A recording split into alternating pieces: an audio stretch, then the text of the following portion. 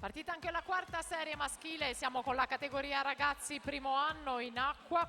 L'esordio nella categoria terza serie con Emanuele Righi in corsia 1, in 2 Leonardo Vendraminetto, corsia 3 Stefano Nicetto, in 4 Matteo Campodellorto, in 5 Edoardo Canova, Cristian Bassotto, in 6 Samuele Visentini, in 7 Amit Cohen, in 8. Passaggio intanto dalla seconda corsia Brunelli 29,68.